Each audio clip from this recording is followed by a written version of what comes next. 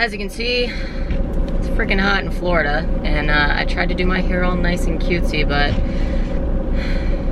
this is what we're working with. Anyway, we're at Best Buy, and I just came here to get a car mount because I wanted to be able to take videos and drive while I'm doing this mukbang, but it's looking like they don't have any car mounts for cameras, just for phones, so we're gonna see how this goes.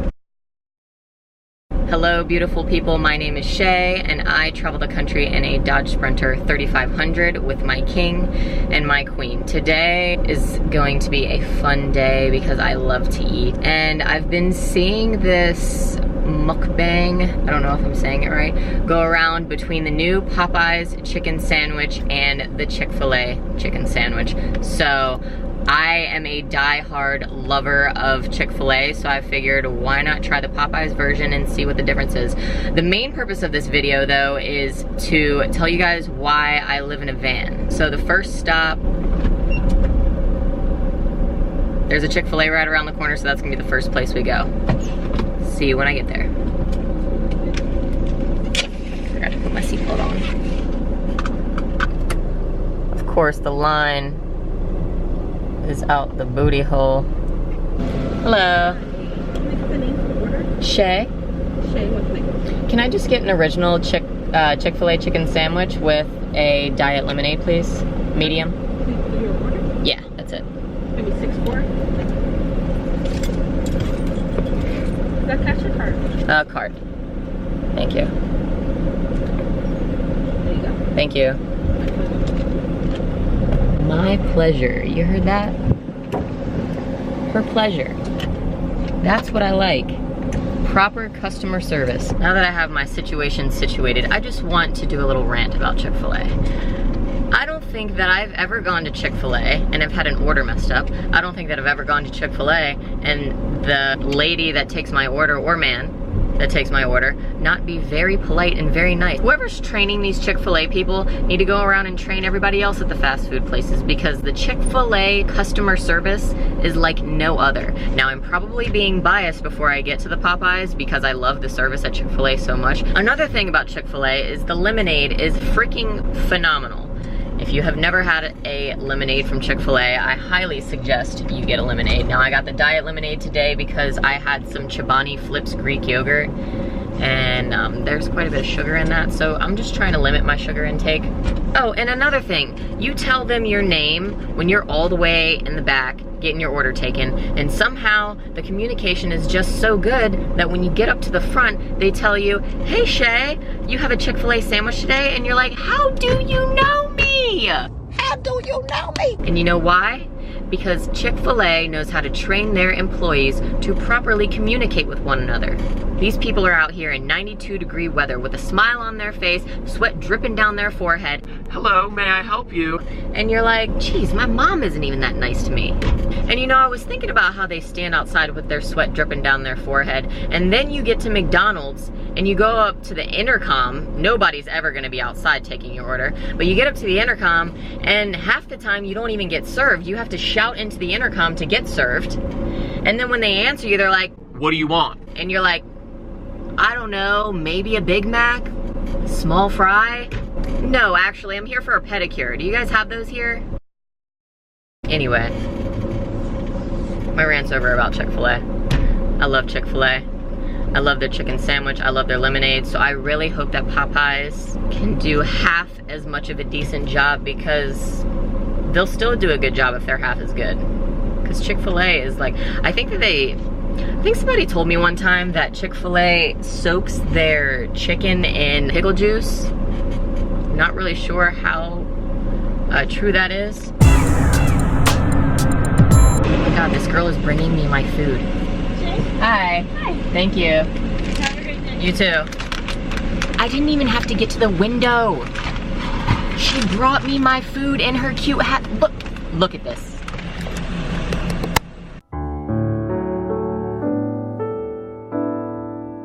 Chicken fillet, you've done it again.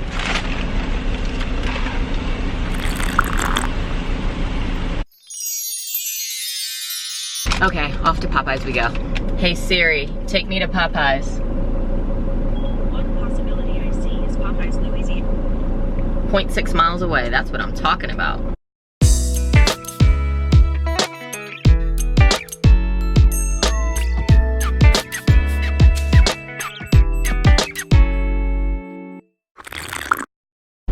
Okay, we're already starting off with the wrong foot. It says there's a Popeyes. The destination is on your right. On your right, you hear that? Kitchen. There's no freaking Popeyes. There's a closed down Toys R Us, a Chase Bank, Dick's Sporting Goods, a sushi and steak and seafood house. What the f?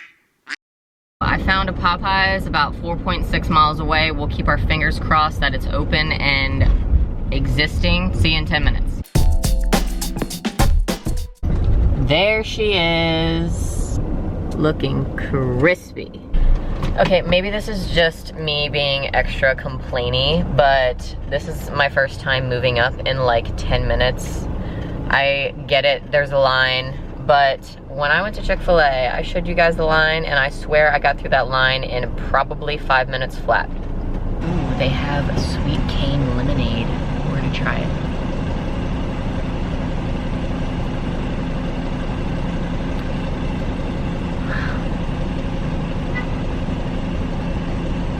I literally just got honked at because I'm waiting to get served. This has to be a joke.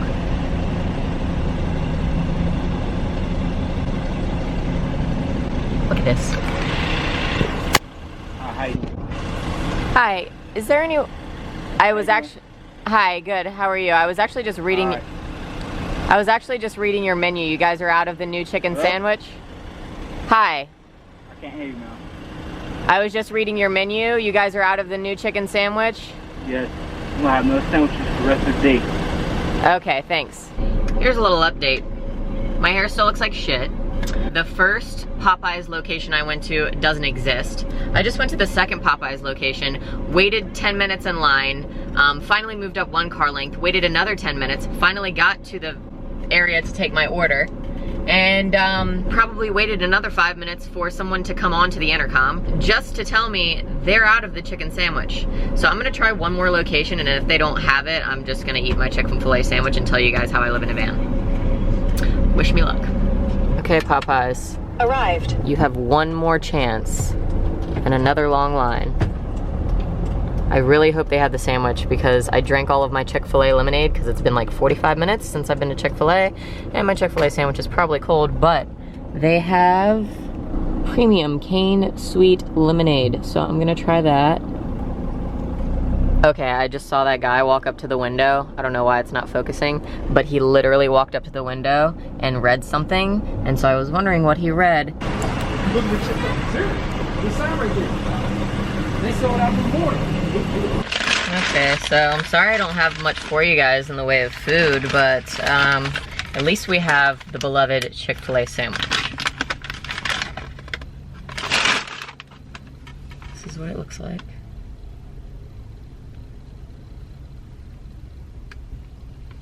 Got pickles.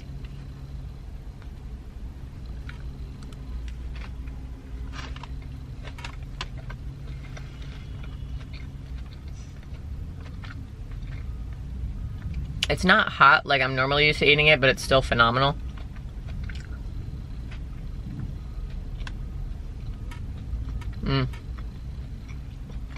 That is good.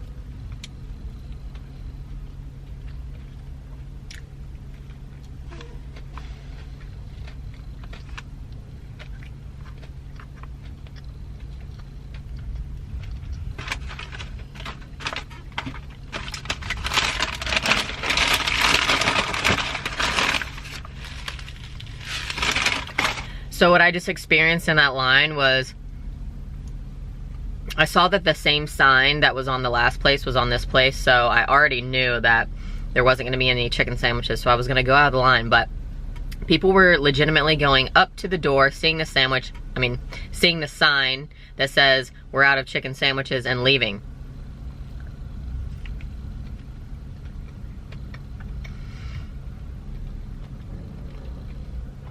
Popeyes, I hope you guys realize how much money you're losing out on by not preparing yourself with enough food.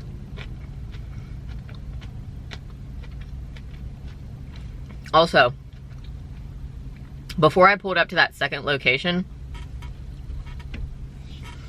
I looked up the directions and there were reviews underneath. And I only looked at 2 of the reviews because I was gonna drive there anyway. Both of the reviews said that they're constantly out of all of their food.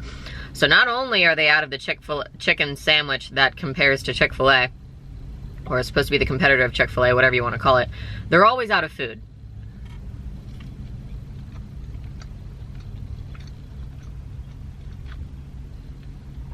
I'm disappointed. People are so excited for this sandwich that they drive all the way to Popeyes just for the sandwich, and then when they realize that they don't have the sandwich anymore, they're leaving. And those people that were going to get a sandwich, I'm sure we're gonna get a drink and maybe some other food too. So I can only imagine how much money Popeyes is losing out on right now. As for Chick-Fil-A, you've done it again. Thank you for your great service and your amazing food. So I guess we can just get on to the real topic of discussion, which is, Shay, why the heck do you live in a van? You're not broke, you're not poor, you have a place to stay, you're not a dirty hippie. Why the heck do you want to live in a van? I'll tell you why I live in a van, but I kind of want to explain the events in my life that led up to me deciding to move into a van. I grew up in a 3,000 square foot house on the water, and that house looks a little something like this. My parents were never wealthy by any means, but without hesitation, I will say that I lived very comfortably. My parents grew up poor, and they didn't want my sister and me to have to deal with the struggles that come along with not having any money. So they made sure to always work really hard. They both started their own companies, and they did very well for themselves. But as you know, there was a stock market crash in 2008-ish, and my parents felt some of the heat, and we had to downsize because my dad owned a concrete company, and nobody's getting their driveways done when they don't have any money to pay their bills. We ended up downsizing into a smaller house. I graduated high school and I moved out into my very first apartment. I loved this apartment. It was just a little 1-bedroom apartment I got with my boyfriend at the time, and upstairs was the whole apartment, and then downstairs there was a garage attached. I loved that apartment. It was a much smaller living situation than what I was used to, but I was cool with it. I liked it. It was cute. When I moved into an apartment, I always told myself I was going to work very hard and make sure that there was no way that I was ever going to have to deal with any sort of monetary struggles as much as I could control it, because the lack of income and the negative effects that come from the lack of income were just so painful that I never ever wanted to go through that again. So with that being said, I worked 2 jobs. I became an extreme couponer. I would look at the price tags of things and buy something if it was 2 cents cheaper at the grocery store just to save that 2 pennies. And then like this extreme couponing thing, it fascinated me. Like just saving money fascinated me. I loved numbers growing up. I always liked math classes, and so I think maybe that had something to do with it. But another thing that fascinated me was HGTV. Those little tiny home shows I would watch, I would binge watch all of the episodes. I just loved the idea of living in a small space. You didn't have to clean all the time. You didn't have to hire a maid. There were so many things about living in a tiny home that I just loved and that intrigued me, especially the fact that you can buy one for like $30,000 to $50,000 and you can move it wherever you want to move it. So you live 1 year in Florida, live the next year in California, the next year in Texas. I thought that was so freaking cool. I've also always been fascinated with traveling. I love going to new places, seeing new things, meeting new people, trying new foods.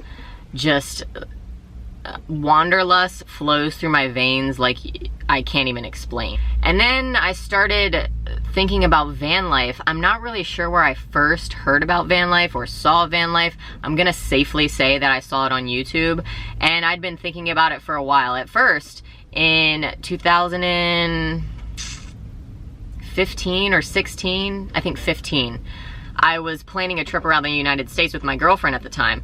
That ended up falling through and we didn't travel around the United States, but that was my first idea, was to just travel around the whole US and see everything and just take off work and take my time and enjoy everything that I could possibly enjoy without having to go to a 9-to-5, sling eggs and make tips and go up to a table and say, "Hi, how are you? What can I get you to drink?" "Oh, we'll have 2 coffees and we're ready to order." I was so freaking excited to get away from that for a little while. But anyways, that ended up falling through and I just kept working and working and working. I was working 2 to 3 jobs sometimes and just building my income. I started watching videos on YouTube for van life, and at first I thought about doing just like a little van by myself and building it out and just traveling around, but then I got dogs and I was like, I can't just live in a little van, and I really want to be able to stand up in the van and move around in the van and have my dogs enjoy a little bit of space in the van. I started looking at Sprinters, and that's how I found this van. And honestly, the biggest reason why I thought van life was a good idea was because I don't have to pay rent. I loathe bills. And bills stress people out so much. I hate the idea of, oh, I need to make sure I have enough money for this bill this month, or oh, I need to make sure I have money for this bill this month. And ever since I moved out of my apartment, of course, rent has been going up. I think when I first moved out of my apartment, I was paying, I don't know, $400 a month plus utilities. Now I'm up to paying roughly 9 something with utilities a month. So saving almost $1,000 a month is like freaking awesome to me. I can eat out every single day, every single meal for $1,000 a month. I don't really want to live to work. I want to work to live. I want to mention that this van lifestyle isn't going to be great for everyone. You know, some people have lives that just don't coincide with living in a van. Some people have a career that they don't want to leave. You know, some people have 9 to 5s that they can't afford to leave. Other people have kids that go to schools, you know, Monday through Friday. They don't have kids that are homeschooled, or they don't want to homeschool their kids. But for me, at this point in my life, I really wanted to do this. I have no obligations to be anywhere. I work online, and if there ever comes a time where I do need money, I can stop, pick up a bartending job, hang out for a few months, and then be on my way. This is the time to live my best life. I don't want to make van life seem like it's this like amazing glamorous thing, because there are plenty of cons to van life. You know, it can get frustrating sometimes and it can even get lonely sometimes. But for me, the pros outweigh the cons by 1,000,000. So if you are interested in van life, you can make it happen. Don't be afraid. You know, there are some things that people are a little skeptical about, like being alone and sleeping in random places and stuff like that, but living life in general is a risky thing. You can be stabbed, you can be robbed, you can be killed in any moment in your life. And if you spend your whole life worrying about all of the what ifs, or worrying about what people think about what you're doing or how you're doing it, you're never gonna prosper and you're never gonna do what you really wanna do. You don't wanna be 80 years old in your hospital bed wishing that you had done this, that, and the other, because when it's too late, it's too late. So I encourage you to live your best life. Do what the hell makes you happy. I hope you guys enjoyed this video. I love you all. If you're new here, please subscribe to my channel, like and comment below, and tell me what you think about van life, or tell me if you want to join van life, or tell me if you already are a van lifer. Love you guys. Oh, P.S. Sorry that the mukbang was a fail. I blame Popeyes.